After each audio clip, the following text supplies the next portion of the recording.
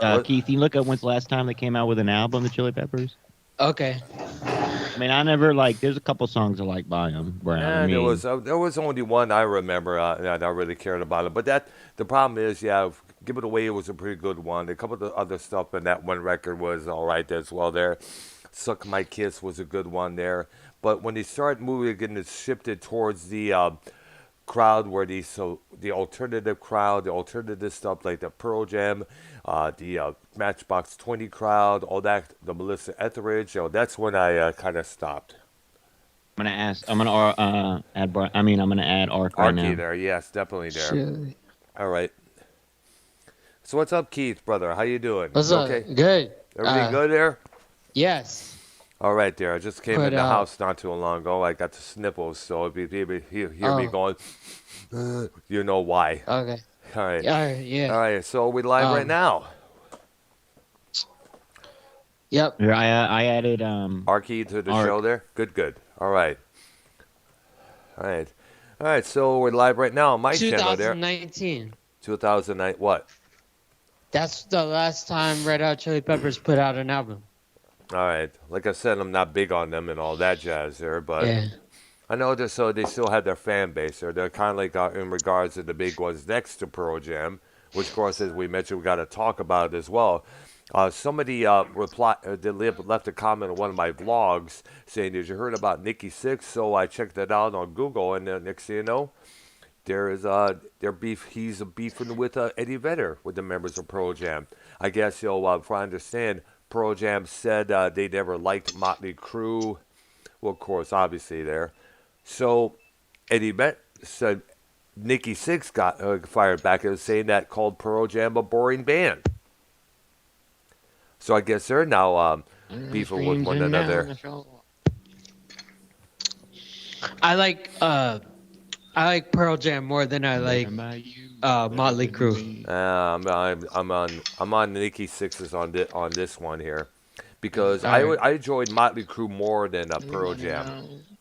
I enjoyed, listening to the songs from Dr. Feelgood be played at the clubs. I used to go checked out like the Ritz and Rosehill, New York. Better by you, better than me. To me, like Pearl Jam was the bridge between classic rock and modern rock. To me, it was, I thought maybe it was okay there, but I realized it was more than that, alternative, sensitive stuff, In fact, I mentioned this a couple times on this program. What the fuck? You okay, dude? Yeah, music. Memories.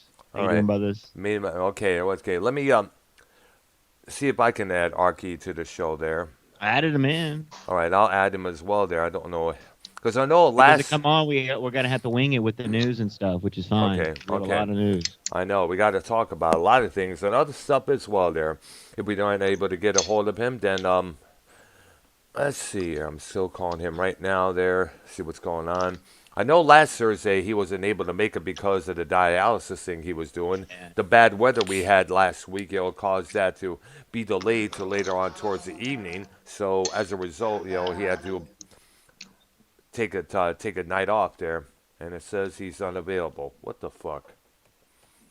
All right, so if we don't get a hold of Arky, I'll definitely change the title on the show. Well, here. I put a bunch of, because I wanted to get in a lot of this news. Really, there's a lot, bro. Like, all right, tours. There's questions I want to pick your brain about the Who. Okay. Oh yeah, definitely, because they're going back on road. Now, wasn't there? It's like their last tour. Wasn't it just one of the members? It wasn't. Well, didn't they do it? Well, the last time they toured as the Who, it was basically just, as we know, Townsend and Daltrey. Because I'm saying, wasn't there like a part like recently where like one of them was sick and it was just one of them though? Like, I don't think so. The only thing I remember that there was a thing called Roger Daltrey. It was a thing called Daltrey Sings Townsend, which he sang all of Townsend's song. Salute to his song, to his bandmate and partner there. His friend there. And they never had like beef or nothing. Well, they used to argue all the time when all four of them were still together there. all the time. It was one of their traits. They would argue all the time. Even one of the biographers said it was unusual, but that's how they worked. When you Yeah. beef a lot, that's where it comes to that some of that energy comes out. But It's even like though they were yeah, go ahead. they were one of those bands like they're one of those bands like up there with the Beatles and like the Rolling Stones, like Yeah, old wise, like age wise. yeah, I think. I mean, yeah, you know, yeah, it's they like were. people say the Beatles is the best, blah blah blah, but then some people pick the Stones over the Beatles. But it's like, where does the Who come in I that? Because know a it's like lot. they're right on up there, right? I mean, Well, they have but what many songs. Who was a lot more in that time was a lot more aggressive than the Beatles and the Stones there, a lot because they were considered a lot of ways the first punk rock band. I mean, like I'm sure the Beatles did not smash their instruments at the end of their show there. And I'm sure Ringo Starr never really or Charlie Watts would trash hotel rooms the way he did, or drive a limousine or any automobile into a hotel swimming pool. And I'm pretty much sure, one of the members would actually would I'm pretty much sure one of the members would smash his guitar over the head of Abby Hoffman, the hippie activist, during their performance at Woodstock there. Really? Yeah, really, he did that. Apparently, I guess the Who was one of those anti-peacenik, hippie dippy type of shit. There, they were not Really? really into that. They were more like they were basically the anti. They actually had even though they actually were claimed that they were too tired, too burnt out to do the Woodstock Yeah. show. But even though a check for so and so how many dollars was presented to them to perform, they were still balking. But still, they took the stage on a Saturday evening at 3 a.m. to do their show. Babby Hoffman would come on to give a speech, and then whack, Townsend just whacked him in the back with his guitar there. Wow. How many radio hits does the Who have? Oh, a lot. They have A lot. a lot. What's that Okay. one on the CSI show that they play? The CSI show. Or there's Oh some yeah, show on there's TV. oh yeah, we all know CSI franchise on CBS. Oh, they have a lot. They have Who Are You? They have Won't Get Food Again. Even when Baba O'Reilly, those songs. Basically, two of those from the album Who's Next. We all know, which is an essential classic to any Who fan out there. Who Are You? Was one of the last songs they did with Keith Moon, as you Oh, know. that's the only the Who song I know. Who are you? You need to know. You need to know the whole I catalog mean, good because they God, Keith. I don't even like. I mean, like, I'm not a big Who guy. I mean, there's a couple groups we're gonna speak on today. I wasn't really big on, well, but you can't Keith, like Red Hot YR. Chili Peppers, Nine Inch Nails, but they have a huge. I mean, I don't know about Nine Inch Nails. Do they have a huge catalog or no? What they But like, do have a huge catalog, definitely for sure there. ah, But most of the catalog is on the independent label since still respect. Like, you got to respect bands like Chili Peppers. Like, didn't they? Like, weren't they one of the bands of the '90s? Like, they well, were, right? Like, Yes. they're one of the. they started in the '80s. The first video I saw from them on the old MTV was "Real Men Don't Kill Coyotes," and they wore these funky ass outfits. I thought they were popular. I thought they like popular in the '90s. Though, didn't they? Like, Yeah, were they did really caught all over the popular in the radio. '90s thanks to Ah, that, yeah. thanks to their cover of Stevie Wonder's, you know. God damn it! What the fucking everything? I'm talking so much. I'm losing track of So what hey, slow songs. down really quick. I know. The first song I heard from them, I was probably like told Keith before because we were playing. I was playing a couple songs for Keith, with Chili Pepper Yep. songs, and he's into Chili Peppers a little bit. But that was like the first song was that. What was that one, Keith? Under the Bridge. Scar tissue. Yeah, I Nah, remember the that. one that I was talking Under, about. the second the one you Bridge. played was Under the Bridge. Yeah, that's like the first one I ever heard. I was probably like 5 or something on the radio, and I heard it all the time. It's always stuck to me, that song. You know what I'm saying? Like, there's Yeah. songs out there that stick to you. Yeah, You that remember, came out in so. 1991.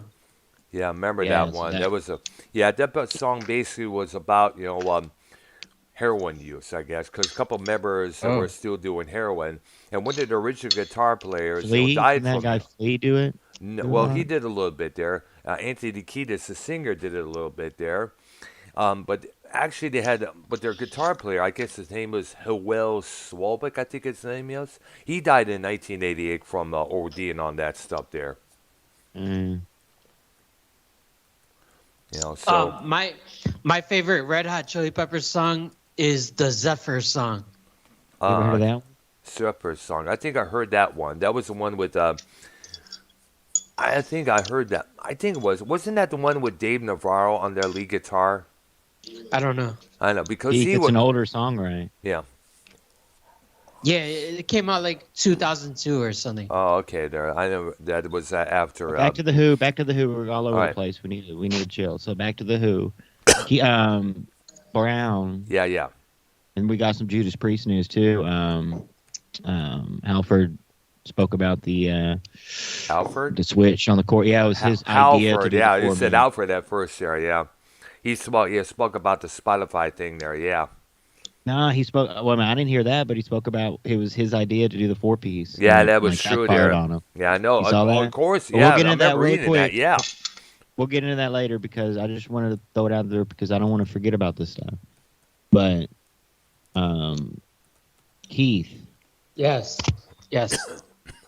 can you look? Oh, well, that's okay. So we wind to today earlier, Brown. Yeah. I hit up Keith, and I was like, "Bro, guess what group is gonna be like close to him? Literally, like a couple blocks away, Keith, or whatever. I mean, it's down the street. It's a 30-minute drive. 30-minute, 20, 10-minute drive, whatever it is. 10-minute walk, 30-minute drive. Yep. Yeah. Guess what band is going to start their first leg? Going to start their first, and Keith said Who, Uh-huh. and I said the Who. Yep. You know what I'm saying? Ah. He said Who, and I said, yeah, you're right. You know what I'm saying? The Who. Ah, So the I Who see is there. doing Yeah. this new tour. They're going to start off and where fucking Keith is, for Christ's sakes. I really want to try to make it over there because I'd like to, see that concert Yeah.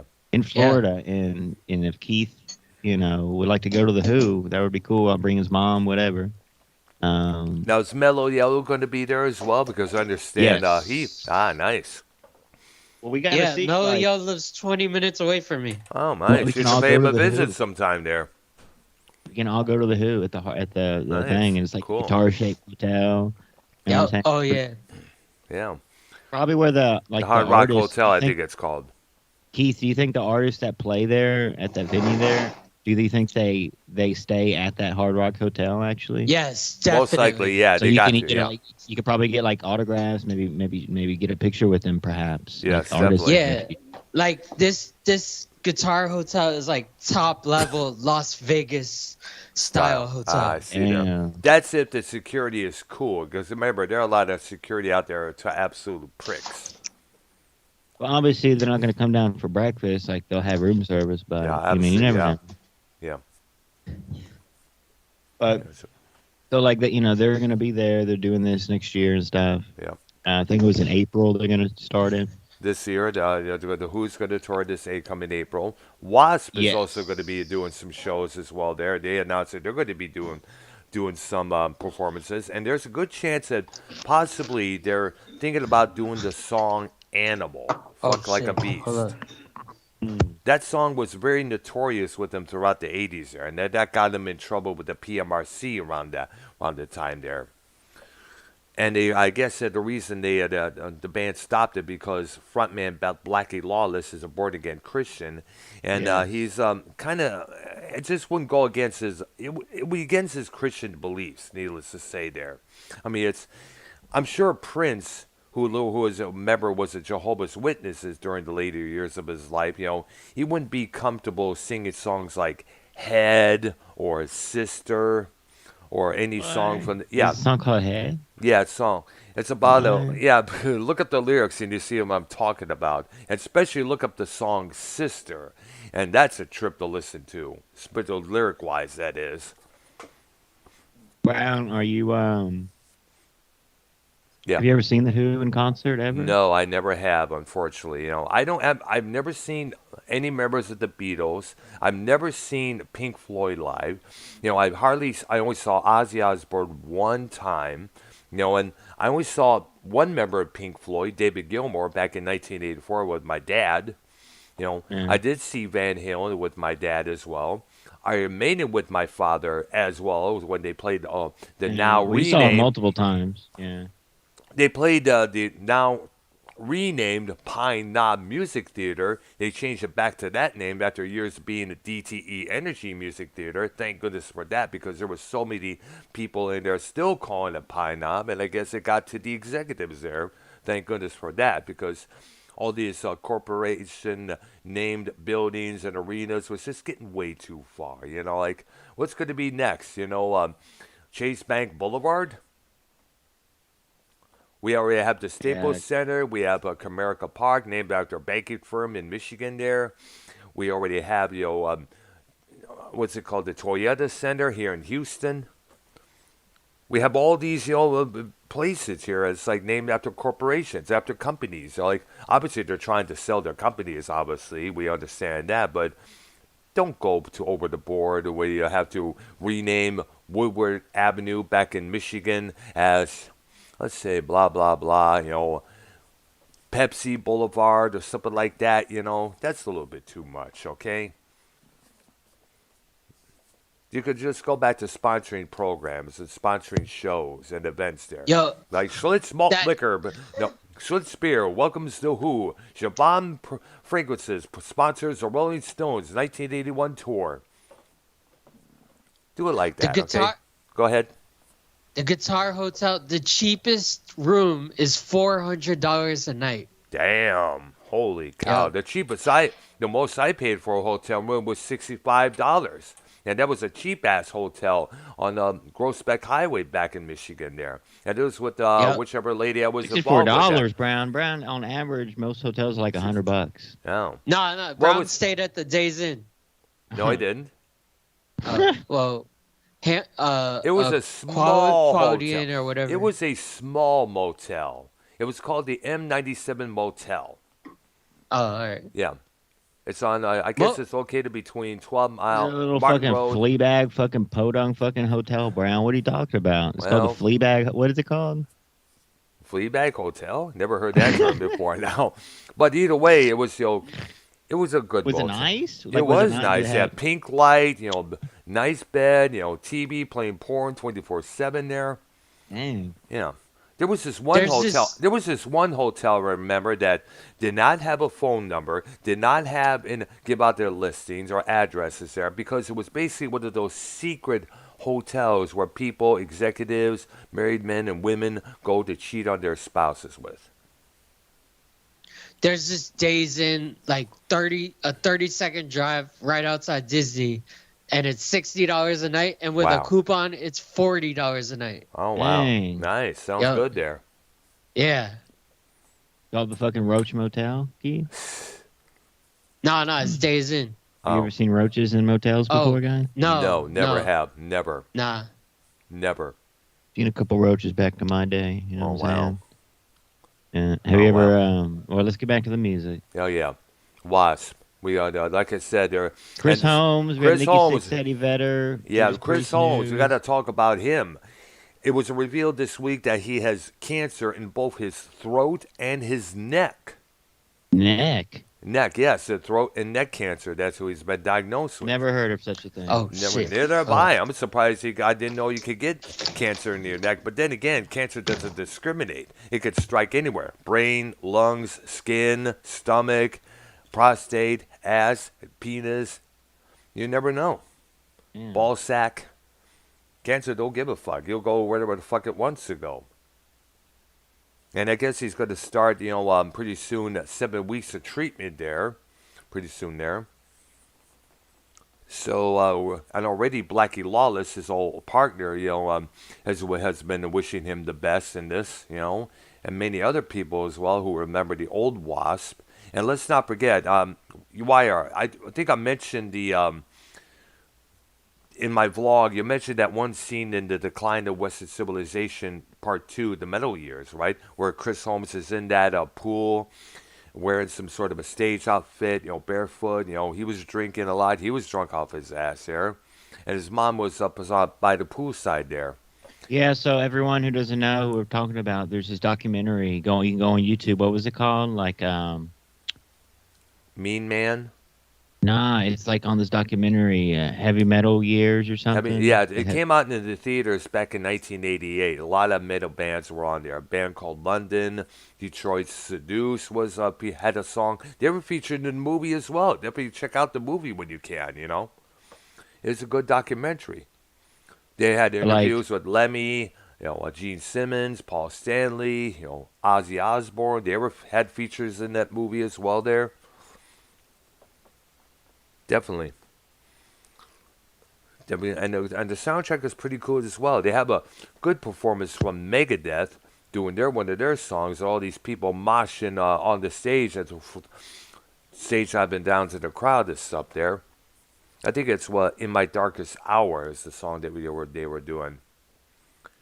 I remember the interviewer was asking Dave Mustaine. I think he may have been stoned out of his mind at that time because he certainly appeared and talked like he was. He was asked, "Why do you sing songs about death?" And he said, "We don't sing songs about death. We sing songs about awareness." I guess what it is when you listen to some of those lyrics, you kind of like figure out what not to do and how to avoid that situation at all times. I guess, you know. I guess that's the main thing about some of the lyrics in heavy metal there. Wow. Yeah. Ah, boy. So, as going back to the Pearl Jam Nikki Sixx feud there, like I said earlier, I side with Nikki Sixx because I was You never want big. What again? you want me to read yes, the article? yes, he has Go article ahead, lined dude. up. Oh, Yes, go ahead. okay. Hmm. Dr. Brown, did you finish what you were saying? Now go ahead. I already said what I had to say. I sided with Uh, Motley Crue on this one because I was a bigger fan of Motley Crue. I remember there was this one story I remember back in 1983 when it was open for Ozzy on the Bark of the Moon tour. Me and my best friend Dennis, shout out to him as always in Romeo, Michigan. Yay! The guy who introduced me to Skinny Puppy, as always. I gotta give him credit for that. Fan ever since that. He we found out that Motley Crue was going to make an appearance at a place called Music Stop, a record stop on Eastgate Center in Roseville, Michigan. After high school, immediately went up there. We didn't have anything to autograph, so I decided, you know what? Would they sign the cassettes? I think so. They could do that. So I bought me a cassette of "Shout at the Devil," the album that was raging at that point. That was the big song being played on the radio. "Looks That Kill," the title cut, "Too Young to Fall in Love." Badass record that they had out there. So we waited and waited. The place was jam packed, and one guy was like throwing all these albums that throw out to the people use as fans because it was still fucking hot there. Doug Podell, the DJ for one of the stations, saying, "Everybody cool down. They're afraid they're going to come out there and they'll get killed. They're going to get trampled on because the place was fucking packed." And finally, apparently they did walk in and they said, "Oh shit, we're going to get trampled on." So they blew it. They canceled out. So everybody was just, bummed out. We had to get back the albums to the store employees there. So sadly, and one of my friends, at that time, he went to the show there. People were showing Ozzy, Ozzy, Ozzy, Ozzy, and my friend told me that he shouted out "Motley Crue" out loud. Everybody started cheering left and right. You know, what a story, man. Damn. But Motley Crue, I've always had a deep respect for them. Theater of Pain was okay there, but it was Girls, Girls, Girls, and especially Dr. Feelgood. That record was all over the place around that time there. Video-wise, radio-wise, you name it. And sales-wise as well. Now, the question I want to ask is, will finally Motley Crue get on the road again like they were supposed to last year? Bro, like you can Vince Neil be doing these solo shows all over the place, even as we speak. No, but And the question, not all the time, but he's doing solo shows currently. yeah, I know, but So, the question is, will he still be able to do Motley Crue? Or better yet, the question is he getting his voice fixed? Because remember, there was a lot of videos out there of him just going, making up words to him. He was, man. It's just, look up Vince Neil bad singing. You'll see what I'm talking about, man. You listen to that, it's like, what the fuck? And you're going to be like, holy shit. Now, that tour there was one performance that was videotaped where he just stopped in the middle of Girls, Girls, Girls, where he just said, fuck it, my voice is shut. I'm sorry. Thank you. And the band had to stop playing there. And of course, you all know the Vince Neil situation with his weight. Remember, during around 2017, 2018, he had ballooned up all to hell. He looked like he was having with a bunch of, looked like he was, you remember the Octomom, how she looked when she was pregnant? That's how Vince Neil looked, needless to say. And now it's just like, gosh. I know he is apparently lost some weight there, but however, the problem is he's still having voice problems either way, folks. He still is. All right. Keith, you there, dude? Yeah. Go ahead and Okay. read what you got to say if you have anything to read. All right. Nikki Sixx punches back at Pearl Jam. Oh, wait. I made a mistake. I said the last Red Hot Chili Peppers album came out in 2019, but it was 2016. Oh, okay. Okay, that's All okay. right. No. Nikki Sixx punches back at Pearl Jam after Eddie Vedder's Motley Crue diss, one of the most boring bands. No good diss goes unpunished after Pearl Jam singer Eddie Vedder recently opened up to the New York Times Sunday magazine about how much he hated 1980s hair metal. One of the most legendary pervers of the Aquanet and eyeliner set punched back just as hard at the grunge icon sound. Made me laugh today reading how much the singer in Pearl Jam hated at Motley Crue. Motley Crue's Nikki Sixx tweeted on Saturday, "Now, considering that they're one of the most boring bands in history, it's kind of a compliment, isn't it?" In a subsequent reply to a fan who joked that a friend is about to have a baby and they plan to recommend PJ's music to put the baby to sleep, ha ha ha ha ha. Sixx added, "Or just sing to the baby with marbles in your mouth, very zen." Another commenter called Sixx to the carpet and called him a loser who has at most 3 mid songs at best. Sixx sniped, "You'll be fine. Remember, there were zillions of brown-haired bands for brown-haired fans. Go find them. You will know them by the bored look on their face." Wow. The whole imbroglio kicked off when Vedder sat down with the Times' David Marquis for the magazine's talk feature, which focused on Eddie's solo album, Earthling, who he thinks his audience is what, if any, ripples remain from the Generation X alt culture explosion of the 1990s. In his answer, Vedder ended up taking a shot at the crew by describing accidentally seeing some hair metal bands while working at a San Diego rock club loading in gear. I'd end up being at shows that I wouldn't have chosen to go to. Bands that monopolized late 80s MTV. The metal bands that I'm trying to be nice, I despised. Vedder said, "Girls, girls, girls," and Motley Crue, explicit. I hated it. I hated how it made the fellas look. I hated how it made the women look. It felt so vicarious. He added, noting that Guns N' Roses arrived in the late 1980s and thank God at least had some teeth. On Sunday, February 6th, Vedder had the last laugh by posting footage of a massive crowd bouncing and shouting the lyrics to Given to Fly and the winky message, "We heart our bored fans." Wow. It was number one, like all that music before GNR came, ruined it all. Well, all that music, all the glam metal, all that. That's great songs. Those are great songs, Dr. Brown. All that. They are. All great music. Motley Crue, they were great songs. Cool Girls, Girls, Girls. The title cut from that album, Dr. Feelgood. Same Old Situation. That was the scene back then. That was how it was. Party, party, party. party your ass off, Yay! absolutely, die young, leave a good-looking corpse, on the way out.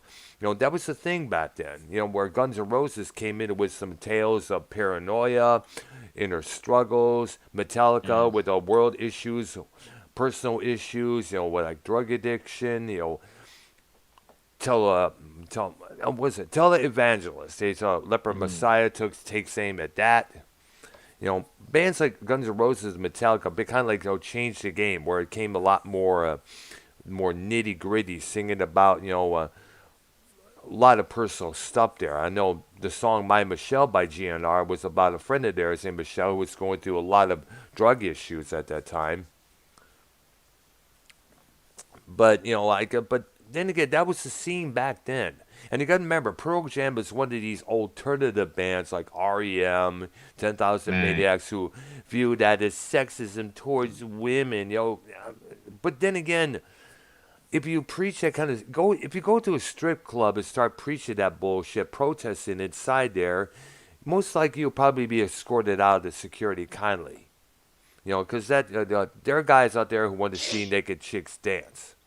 Bottom line, they love to see naked girls, half naked girls, I should say, do strut their stuff. They want to see pretty girls dance to good songs, whether it's Motley Crue, the Yang Yang Twins, Old Prince, you name it.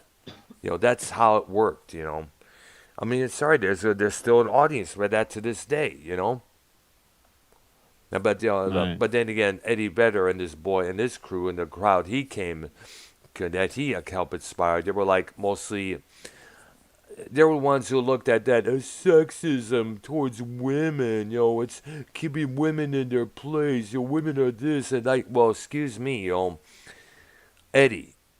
If you were down on your luck and you had a good-looking body, which you probably don't, what would you do? Would you become a male stripper if it paid that much money for your rent, your college, you name it?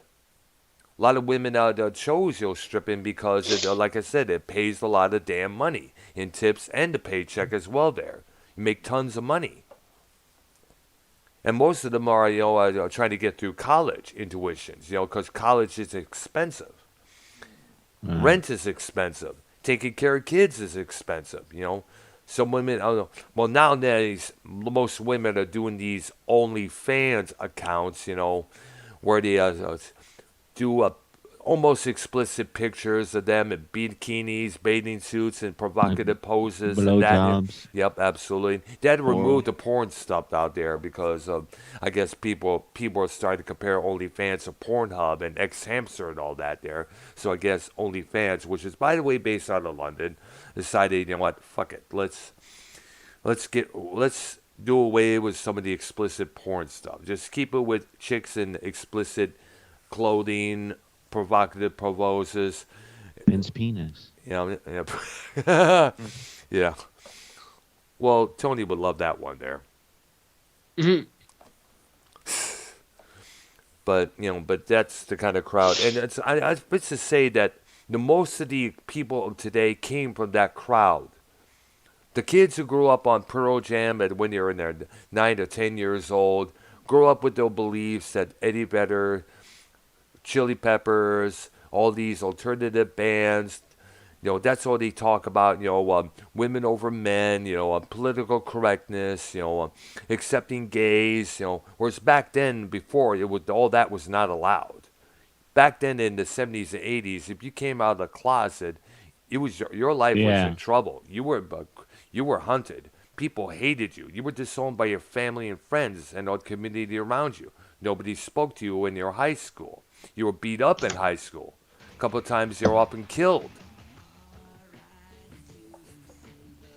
Oh.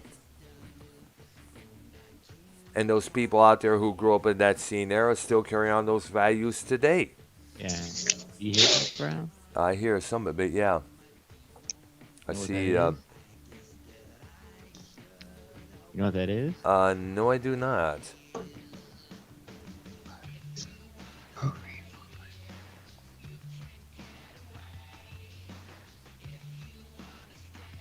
It's the band We can't hear it on Skype.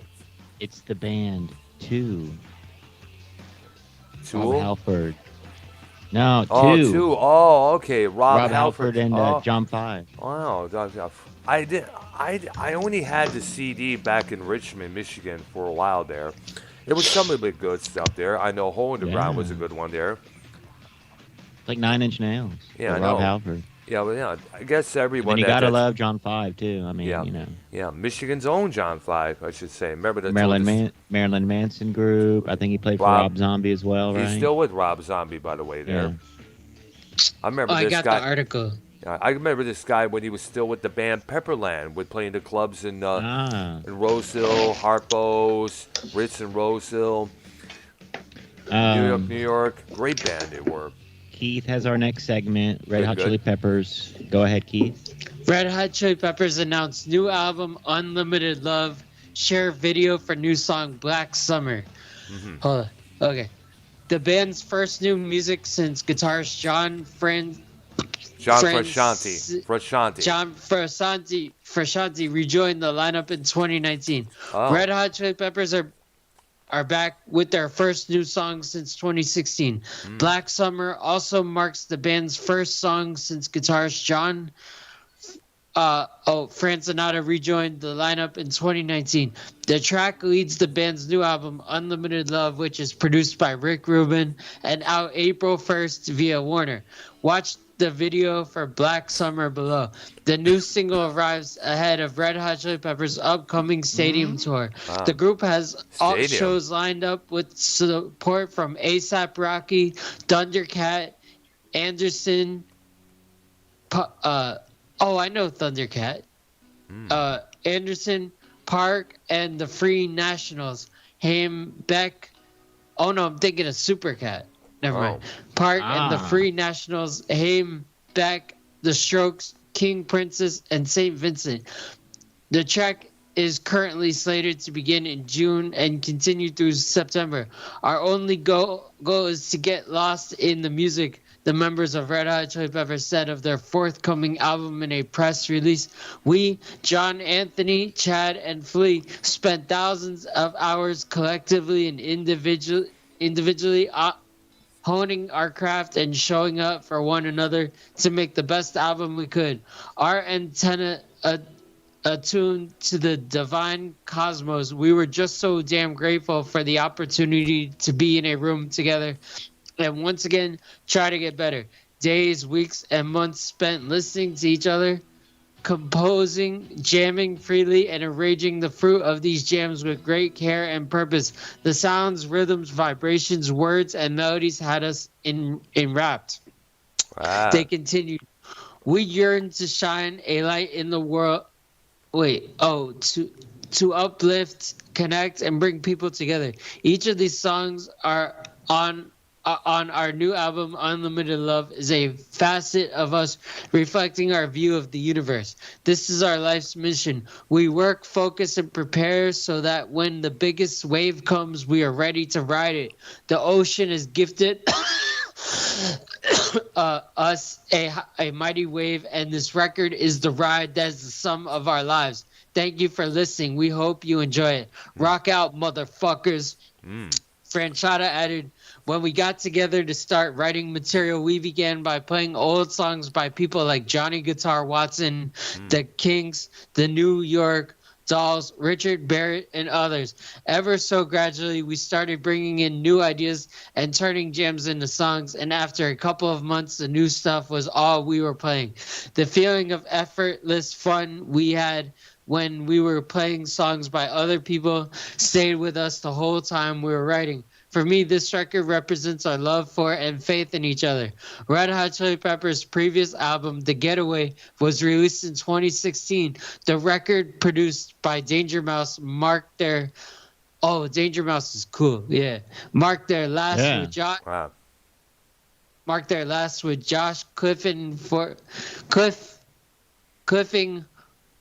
Offer, who began playing with Red Hot Chili Peppers in 2007. Shortly after his departure, Cliffenoffer said it was a complete shock, but not a surprise that he was out of the group. He added, however, that he felt a great wave of love for his former bandmates and love for everything he was able to do with them. Franchise's return to Red Hot Chili Peppers was announced in December 2019. A couple of months later, the whole time. You want me to keep reading? For me, this Go ahead, Okay, dude. so represents our love for and faith in. Yeah. Oh, he joined Anthony Cottis and Flea on stage for a brief set at a memorial concert. John Francinata joined Red Hot Chili Peppers in 1988 after the death of the band's founding guitarist Hilo Slovak. He played with the group for 1989's Mother Milk and 1991's Blood, Sugar, Sex Magic. Yeah, Sex Magic, before departing for the first time in 1992. Prior to his return to the band in 1998, Franchata released the solo albums Narianda Ladies and Usually Just a T-Shirt 1994 and Smile from the Streets You Hold 1997. Once back in the fold, Franchata performed on Red Hot Chili Peppers' Californication 1999, By the Way 2002, and Stadium Arcadium 2006, before once again departing in 2009. Oh. you like Reed- that Stadium Arcadium? I only heard. yeah. No. I I only heard one song from that record on the radio, and I was not impressed. Danny California. No, I think that was the one a bit. I was told about my sister played that a couple times not too long ago on the Not radio. that bad, though, Brown. Yeah. I mean, Travis is a huge Chili Peppers guy. Yeah, You well, can't I love- fuck with me. I love the album Stadium Arcadium. I well, thought by that was the a way, really great album. I think that. Well, one thing I've noticed is that when John Frusciante, that's how his last name is pronounced, Keith. Whenever he was involved with the band, that's when they would have hit records. Now, the last one they had with this other guy there, obviously it didn't do that much. So most likely the new stuff will be definitely played on commercial radio. Because the one thing I know is whenever Frusciante is involved with the Peppers, that's when they make it big again. Californication did well. By the Way did pretty well as well there. And the early stuff they did with like Blood Sugar Sex Magic, that was a big ass record there. So most likely this new record will probably go up the charts, no doubt. I'll bet you. Oh, I got one more paragraph. Okay. All Oh, no, never mind. Oh, okay. right. So Travis in the chat, Yeah. if he's seen the Chili Peppers live. Keith and Brown, have y'all ever seen the Red Hot Chili Peppers No, live? I never have. in Never. No. Never. Nope. Never. Mm. Never. I'm reading the chat right now. Go ahead. What's it saying on your end there? Well, Travis is a really big fan. yes. Devious Dave Rose wants me to take a breath when I read. When you read a Let's see. paragraph, yes, obviously. Okay. Yeah, I will do that from now on. Does Dave Rose want to get on the call, by the way? It's always good to have him on. Yep. Dave, let us know if you want to be a part of the program for this evening here. Travis said Josh Cliffender is awesome. I have a lot of respect for him. He was John's guitar tech before he left, and John had him play live with them for the year leading up to him leaving. I saw them in Grand Rapids. Floor seats, fucking amazing. Oh, so Travis is from Michigan? Dang. Oh, nice. Because that's the only Grand Rapids I know so far. Is one back in Michigan. I guess where Blonin lives as well there, if I'm correct. Oh, wow. Cool. Yeah.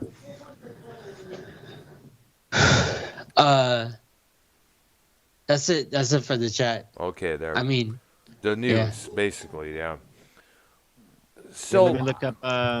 What do you have, Brown? Well, I was gonna. Well, the only thing I was gonna talk about is I did a vlog on this, last night about these stupid Karens running amok here. Running, Mm. oh my God! And you know what I'm talking about. I've seen plenty of videos of these stupid bitches, going ape shit over the small things there. There was this one party where it's playing this Latin music, boo, and some fucking overweight Karen tried to come in and tried to mess with the equipment What? because she didn't want to hear the song no more.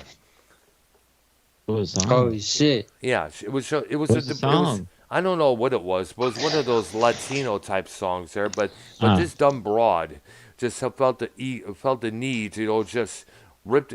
She didn't like the song, so instead of ignoring it, going about her business, she felt it necessary to try to crash the party and rip the record from the turntable there. I mean, we've seen a lot of these, Damn. and we've seen a lot of these bitches, just you know get evil just for the smallest of things. Like a child, has one of those sparklers on the 4th of July. One woman across the street is going to start calling the cops, saying a fire hazard. One girl Wow. was crying because she did this chalk art on the sidewalk, and some Karen just came out there and just was water hosed it all to hell. Girl was crying. Oh, that's a all problem. right. Well, That's this a. isn't a political show. This is I a know, music show, I bro. Come know, on. yeah, but still, I did watch a video. It was very interesting. It was, and I also posted on Facebook. I think we had enough of these dumb Karens. You know what? That's all I'm gonna say. All right, Well, let me. There was another. Keith, did you find that, by the way? Find what? what? Scorpion's article. Rock is alive and well. That's Klaus good. Oh. Yeah, Moes said. yeah, a lot of respect for the Scorpions. A lot of respect for them because they're still Oh, kicking it. uh, s- oh, Scorpions alive and what the fuck? Huh? What up, Fest Love? In my chat there. Mm-hmm. Yes, I will look that up. All right, there. Thank you, bud. Much credit to the Scorpions. They got, of course, have Mickey D formerly of Motorhead on the drums kit there for a while now. I guess what it was, I guess that they had a guy named James Koltak on the drums and a U.S. resident, and I guess they invited Mickey D to join them on stage for a rendition of the Motorhead song "Overkill," and I guess they decided, we got to let's get a James Koltak and get Mickey D into the fold here. Which is pretty good because Mickey D hasn't been doing anything since Motorhead's demise in 2015, thanks to Lemmy passing away. Phil Campbell, their guitar player, I guess he's Right. got some projects coming along as well there. There was a lot of stories that possibly Mick Mars may come out with a solo record. I don't know when there. Uh, okay, I got the article. All right, good, Oh, good. did you know the first Karen lives 1 hour away from me? Really? The first Karen? Yes. This weekend I heard the story of how Karen came to become what it is today. Yeah. White women, like middle-aged, normal-looking housewives who feel like they're privileged to everything that's out there. Feel that they're Yep, they feel that they're entitled. Yeah, this is the story of the first Karen. So like 1 hour away from me there was like this guy. He was in this neighborhood, like most people Taking are a white, shit. but no, but there was this black guy just standing there taking pictures Yeah. of like a lake and like some birds and some grass and some ducks, and this woman whose name is Karen, she came out and she started screaming at him like, "What the fuck are you doing? I'm gonna call the police on you! I'm gonna call the police on you! Oh my gosh. You horrible person!" Like, and all he was doing was just taking pictures. And But that's how they are. They feel like they're entitled to take the law into their own hands. Like a couple of blacks were in the car, hanging around in an empty parking lot. This one Karen that was standing in front of him, refusing to let him leave until the cops showed up. yeah, It's Would you like, let black people Oh, take shit. pictures of your house? well, yeah, but then again, that's going to be a consider. Well, hold on. Maybe the guy was so If post. you saw a couple black guys in front of your house taking pictures, what would you do, Brown or Well, and we Keith? would be concerned. Yeah, that we'd be concerned. But if he But was if they're, I but mean, like, Okay, I'd come out who has a like camera nowadays? Unless it's on, like, was it a phone camera or was it like a camera, Keith, like a real I don't camera? know. I I know. don't know. Makes a But I difference. would come out. I'd be like, "Hey, what are you taking pictures of?" And they'd be like, like a lake or whatever, or the street or whatever." And Yeah, tree. yeah, trees true. or areas for Facebook or Twitter or such and such there. But something on social media, that may be okay there. But if it's taking Yeah. pictures of your addresses, your license plates there, then they got a reason to be concerned. It would Yeah, the best thing to do is come out there and say, "Can I help you, sir?" And if they'll come up with if they come up with a good reason, then let it go at that. But if it's going to come up with some bullshit reason there, then you need to question that person, period. Because a true. lot, Yeah, you got to keep your guard up. I understand, but do it in a more yeah, mature way, other than these bitches going, Yeah. right. making themselves. You know what? They're making themselves look stupid. Yeah, and you gotta do it in a calm way, Yes, not absolutely. like start screaming at them. Yeah. I But these are bitches who feel like I shouldn't have to wear a mask when I go grocery shopping. I should not have to wear a mask when I get my nails done or my toe jams painted. I don't need to wear. I should be entitled to say what I want. I should be entitled to be in front of the line when I get my mocha cappuccino at the Starbucks. I should be entitled to say what I want to whoever I want, whether it's a police officer or a trash man or anyone I choose, whether it's one of those broads with the stop signs when the school is done to make sure the kid's going to cross the road okay Yep. there. Or it could be like a Karen yelling at you to put your mask on. Yeah. Like, put your mask on, put your mask on. What are you doing? I would Like that. say, well, put on, well, where's your mask? I already have that mask. I'm talking about, no, the mask that covers your ugly face. Because after these things, it says some of these Karens are outright damn ugly when you think about it there. Yep. Yo, I'll be right back in 60 seconds. All right, there. All right. All right, so it's you and us, so YR.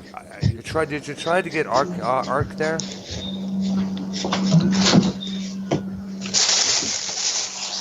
It might be the same thing as last week or something. All right, but I mean, I don't know. He would, I know, usually he would DM me on Gmail me and let me know what's going on here. I'm going to try one more time, Okay, I'm back. One more time. I'm back. All right, good. That was quick. Oh, yeah. Okay. Keith, so like, Oh, I got Chili this article. Peppers. Go ahead. Oh, ex-Chris Holmes. Here's the update on Chris Holmes. Yeah, how was Ex-boss Chris Holmes' Guitar wife player. asked fans for donations as he's diagnosed. All right. So let's see where GoFundMe page. Let's see where we can do that. That's good there. GoFundMe has been launched for former Wasp guitarist Chris Holmes. Holmes, who has been diagnosed with cancer in the throat and neck. Campaign was organized by the 63-year-old musician's wife and manager, Wow. Kathy Sarah Holmes, Yeah. who first shared the news of his diagnosis in a social media post on Saturday, February 5th. In a message on the GoFundMe page, Holmes drummer Steve Jackson, because Chris Holmes has a solo band. Yep. His drummer Steve Jackson wrote, "Hi everyone, this is a tough message to write. You probably won't know me, but for the past 4 years I have been playing drums for Chris Holmes. Or you may know him as the Mean Man. Yeah, that's his nickname. Yes. In the time I've spent getting to know Chris, I can assure you this is so far from the truth. As many of you who you have met, Chris will agree he has a lot of time for his fans. Yeah. and I just wanted to do something to help him out after his recent cancer diagnosis. I see. The medical bills are coming quickly, and as for the working to get Chris the cancer treatments he needs as soon as possible, as he is unable to tour during this time, and he is going to have 7 weeks of extensive treatment. He is going to need a little extra support to get himself back to full health and kick cancer's ass. This is where you can hopefully help out. This is where hopefully you can help out. If you feel like you can afford to donate something, I'd be very grateful, and I know both Chris and Kathy would be too. Anything you can give would be a massive help while he is undergoing his treatment. Please feel free to share this to anyone you know is a fan of Chris or the music he has been a part of during his 40-plus year career. Basically, you can go to this, because there's this Monster Rock cruise you're supposed to be on, but, you know, they're doing this Monster Rock cruise this week. It's a big cruise ship going around, all these different bands playing on it. Yeah, the Kiss cruise, the Jericho cruise, Def Leppard cruise. They had that going on for a while there. And I got to interrupt you because something that just came up here. Simo313 puts it out this video, and it's entitled "The YR Program. Did Dr. Earl W. Brown spit on you when you met him?" Really? Really? No, I don't want to bring up any drama here. I know, yeah, but we'll definitely have to tackle it later on. That's for sure. Right, Probably on a separate show there. Mm-hmm. But still, you know, that stupid asshole. No, we didn't. No, we didn't. No, I would never do that. Right. And never have I. I was looking forward to having and I was looking way fun to meeting you, YR. I was really looking. I had a great time. One of the best Christmas Eves I ever had. Me too. We had an absolute fucking blast. So go fuck yourself, Simo. Yeah.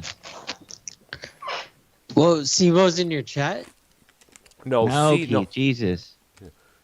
C-Blow posted a video on his channel asking YR if I ever spit on him when we met on Christmas Eve. Oh, shit. Yeah. And it says, it's just me repeating the same stuff over, me and Argnoia YR at 7 p.m. Eastern, over and over and over in this clip. And it's about either over and under a minute.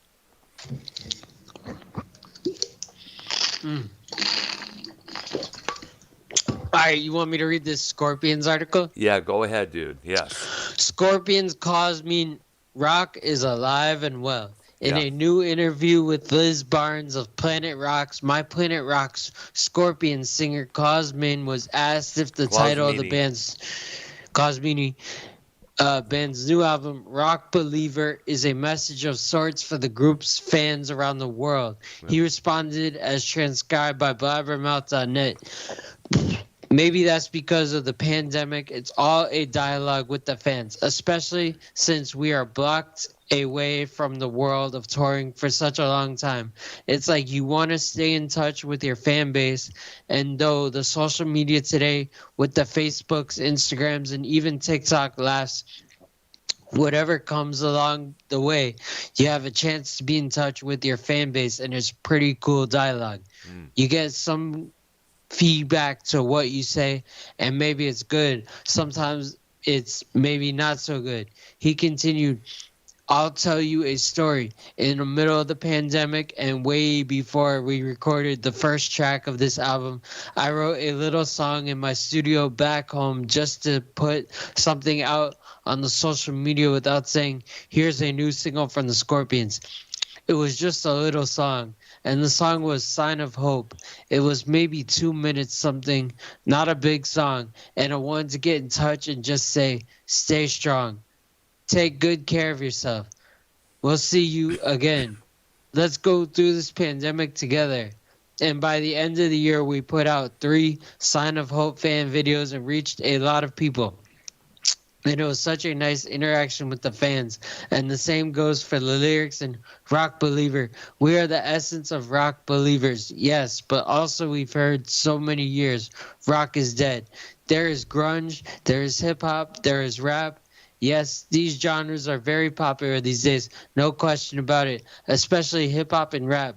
But we see every time we go on the road, rock is not dead at all. It's well and alive.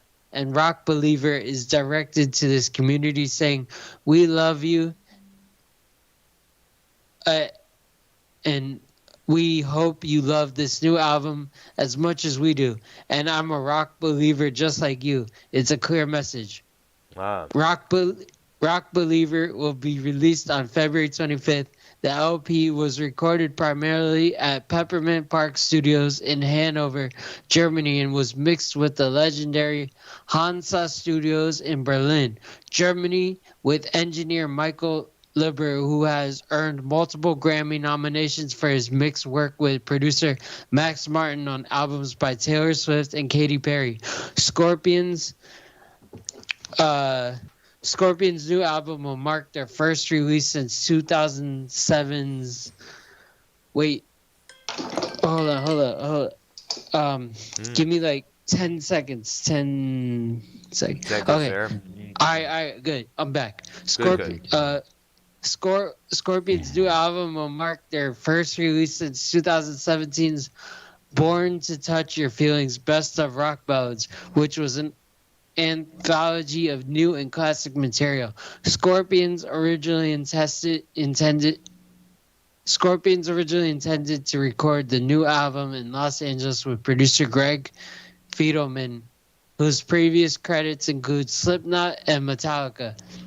However, because of the pandemic, some of the initial work was done with Greg remotely, after which Scorpions opted to helm the recordings themselves with the help of their engineer, Hans Martin Buff.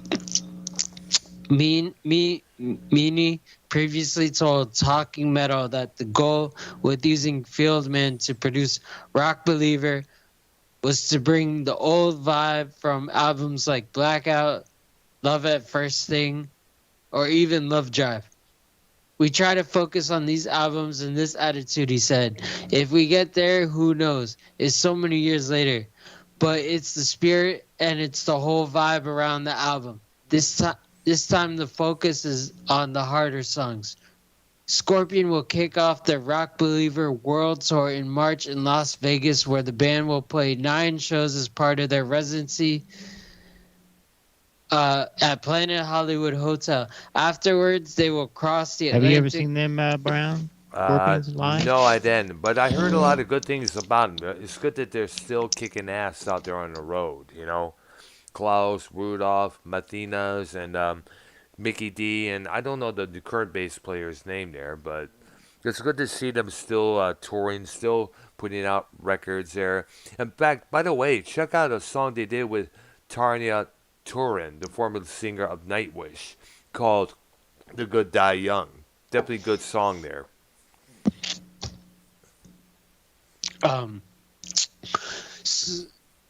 Scorpions will kick off their Rock Believer World Tour in March.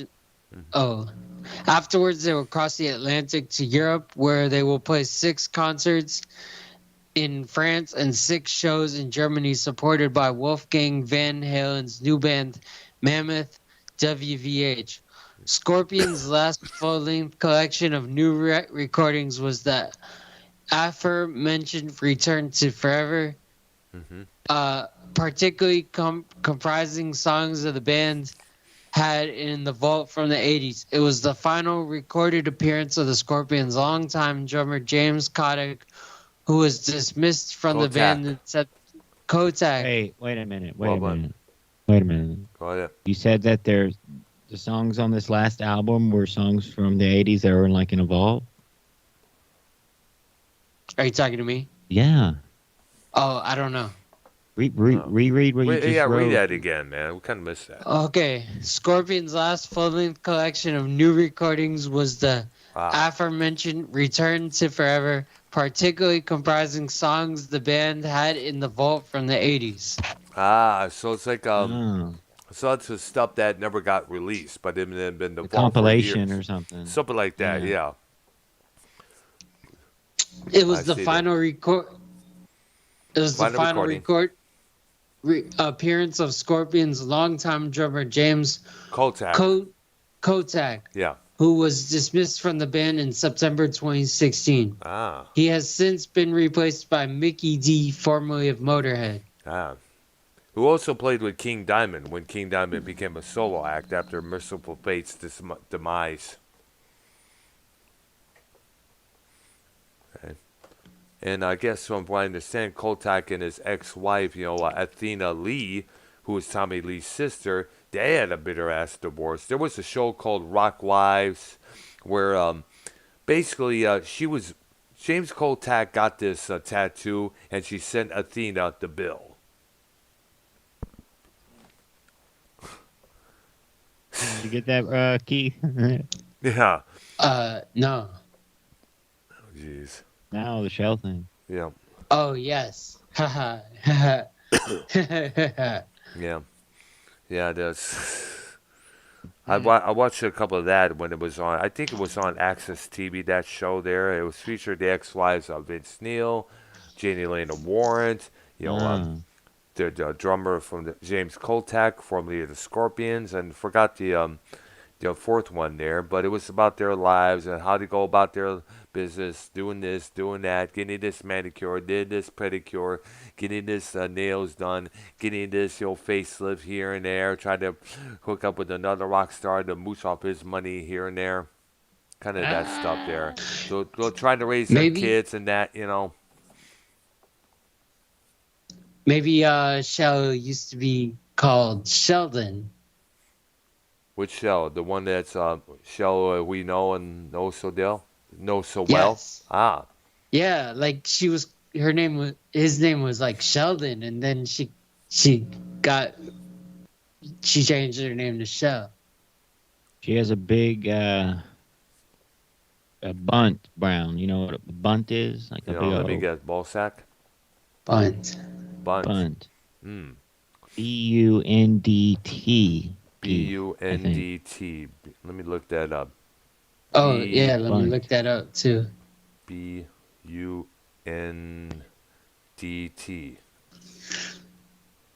Bunt cake would near me. The one I see is bunt cake. Yeah, me too. Oh. Haha. Bunt meatloaf, bunt measuring cups, beat measuring spoons, beat bunt meeting in German. Okay, let me look that up here. Okay, a bunt is denoting a ring-shaped cake made in a flooded two-pan, denoting a two-pan having a decorative... Well, there's two meanings. It's like a baseball move, like taking a bunt, or like it's actually a cake, but it also means... Baseball now. Check that up. Bunt, a B-U-N-T. I see, there you go. Like Shell's pussy. Okay. Baseball rules define a bunt as a battled ball not swung at but intentionally hit with the bat and tapped slowly within the infield. Oh yeah, I remember that. Yeah. That's done a lot on baseball at times. So I think this was kind of like a diss at her, I guess. Mm-hmm. Oh, I see. Let me guess, because she's part of Cronies show there, right? Yep. Oh, this, checkered pass there. Oh, wow. I gotta see about that one. That's for sure there. Well, did you want to close the show? Because Ken's going live here shortly. Yeah, I heard about that. NHF, Yeah, so. yeah, I noticed. Yeah, they're going to be going on with him, Nikki Nines, I guess. Mars Mira is going to be doing their show, No Hard Feelings, on the Defile Mouse Network channel there. Okay, we're going to close the show for now. And wait, what happened to Sunday night? What happened to Sunday Night Heat? Oh, that was been gone for a long while now. Now it's basically... He said he was going to bring it back this week. Oh, really? I don't know. You have to ask Mars if he... You have to ask Mars if he allowed call-ins if he's on the show there. Oh, yeah. Yeah. All right. Because I didn't know about this until now there. Oh, yeah. All right, so I guess hopefully we'll get a hold of Arky this coming Thursday there. I don't know what I'll DM him on his Gmail to see what's going on. He'll probably DM me first, most likely. In the meantime, shout out to the great YR and Keith Rebarber here. And of course, we will resume our list of deceased musicians this coming Thursday, as you mentioned, same time, 7 p.m. Eastern Time on all three of our channels there.